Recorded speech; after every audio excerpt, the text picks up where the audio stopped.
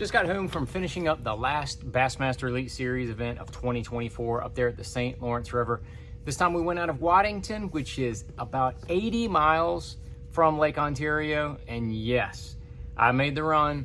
Both days, ran all the way out there to Lake Ontario. Didn't catch a very good bag the first day. Got a little antsy because they weren't biting, hot and heavy early. So I just bounced around way too much and didn't settle in. I didn't have that good of a bag at 16-11.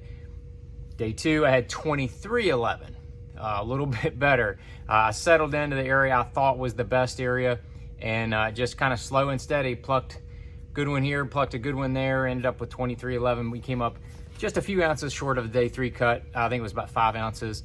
Didn't lose any fish or anything like that that really cost us, but I knew I needed one more good bite either the first or second day, and we would have been in business and been where we needed to be for day three. But caught them on a couple different baits.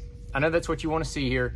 You're going to show you all the baits that I caught everything on, the whole equipment, and give you a few tips if you're fishing up on the St. Lawrence or on Lake Ontario, anywhere out in that region for smallmouth. This and smallmouth in general as well. So first and foremost, the number one bait I would start with in the mornings, because it seemed like that they were definitely on a little bit bigger baits and liked a little bit more action early. So early on, I was throwing the old drop shot, and I had on there a Missile Baits Mini Magic Worm in Bleeding Shad. This is a brand new color, really, really good color. The smallmouth really like it, but that's it right there. You can see it's got kind of a green tint to the back. It's got that bloodline up in the front portion of it. But I had this thing wacky rigged with about a, I don't know, 16 inch leader roughly. Had it wacky rigged just like that.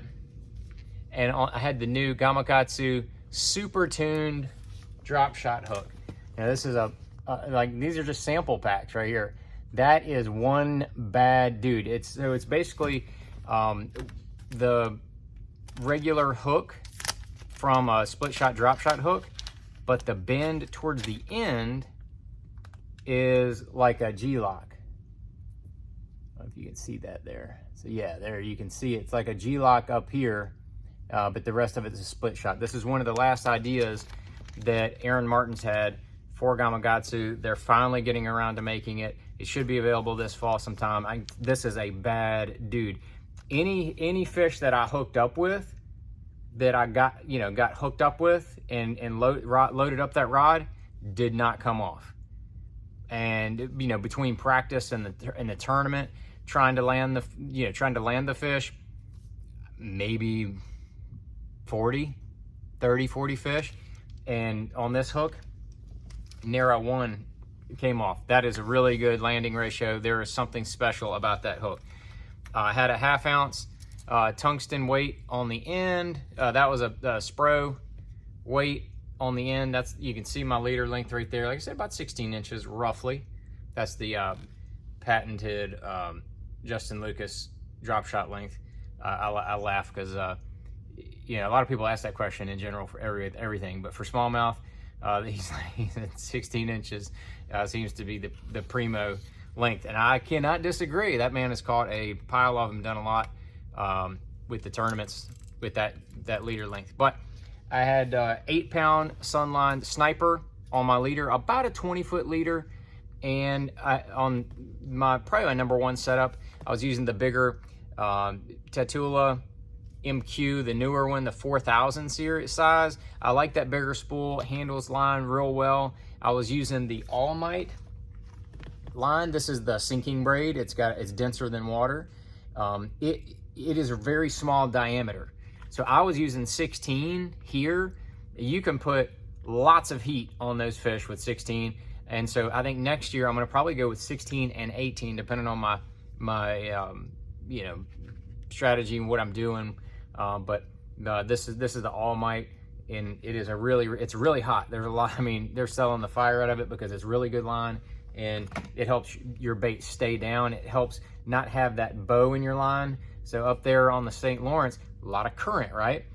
when that line is denser than water, it'll stay in there. It'll stay straight better rather than bowing out, because it's semi-buoyant, if that makes any sense. So that it is a big deal. The All Might is something you definitely want to take a look at for drop shotting. And of course, I was using my Cashin 7-foot 4-inch signature drop shot rod. That is perfect. It has that perfect slow, soft tip, but it has some moderate power in the rod, so it has some backbone. So you can put some real pressure on those fish, but that tip is still real soft, so you don't break off, you don't lose the fish. They can't do those quick little head shakes and throw the hook very easily at all. And then it's got that little keeper on the bottom, so you can put your weight in there. You don't have your weight dangling and flopping around where you're making long boat runs. I made 100 miles boat run, slightly more, I think, each way, and I didn't have a single drop shot weight pop off. All the bouncing, all the waves, all of that. So if you kind of squeeze them together and get them set just right, those weights do not pop off. That is a very nice thing, I can tell you. When you make those long runs, you have those drop shot weights popping off from wherever, and then they're bouncing around the boat. That is a mess. That is a mess. And then this is the backup. I have my backup guy here. So I had 2 of those setups. In the afternoon, middle of the day, they started to get a little picky.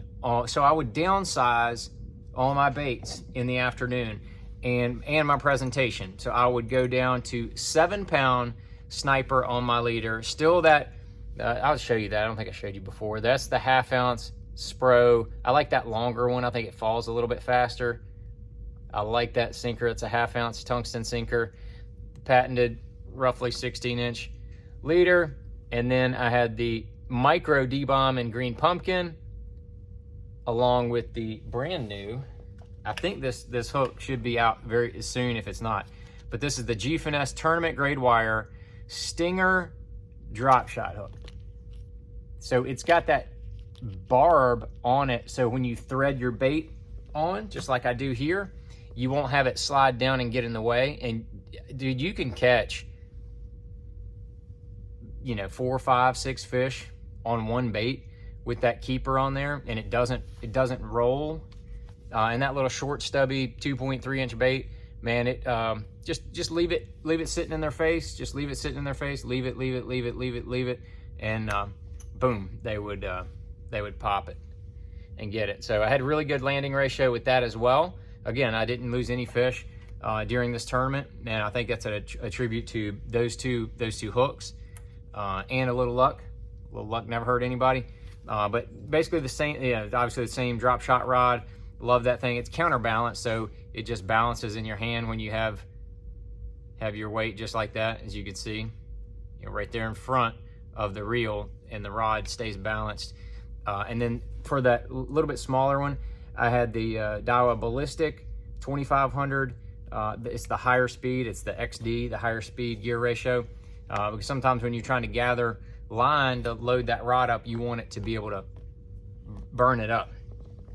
And then I thought I had me a little shallow deal figured out in the lake. That petered out on day one. I think that the swells were too big. They were at least 3-foot swells on day one. Not a good scenario for fishing any kind of shallow stuff.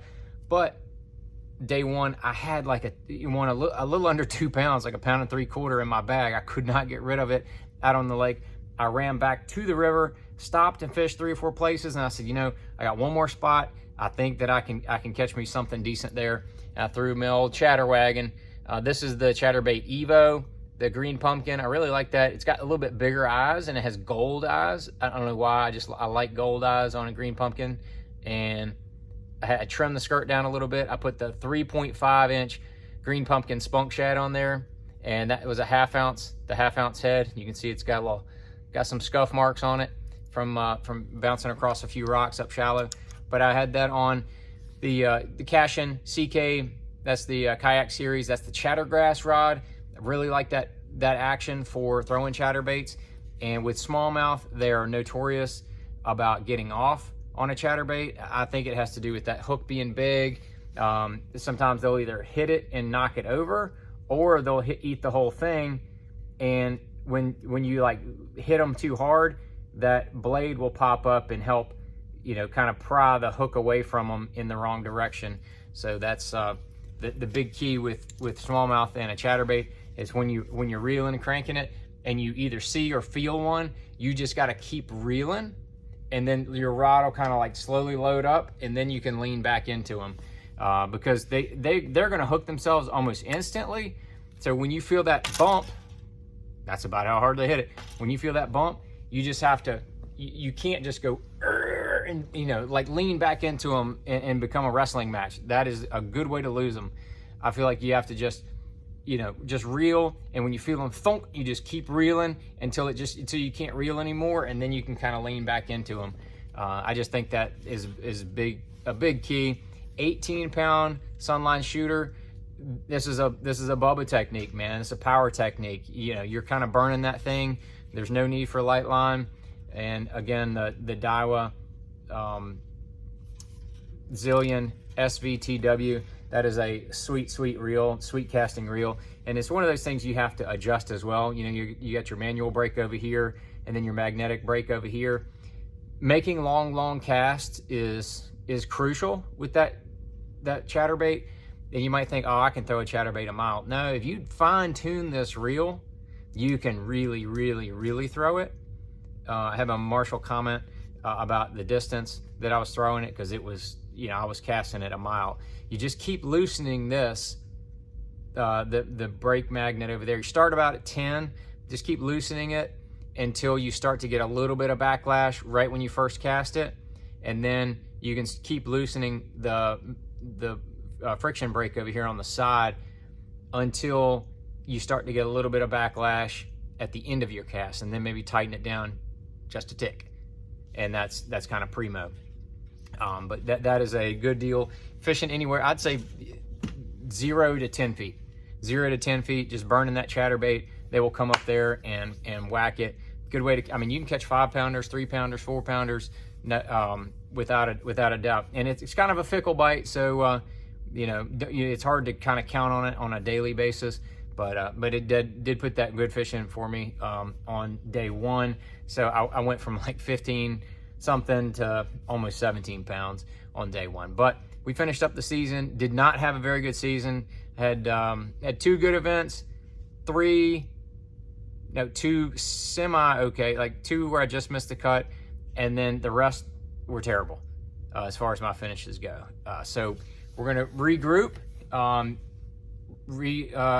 reorganize, get ready for next year. I already got my new bass cat on order. Stay tuned for all of that information on what I might change going forward in my setup. If you have any questions or comments on this tournament or smallmouth fishing in general, those 2 setups, let me know. But I appreciate everybody watching. I appreciate everybody's support throughout the whole year. And we look forward to having a kick butt 2025. So appreciate everybody watching as always, and we'll see you very soon.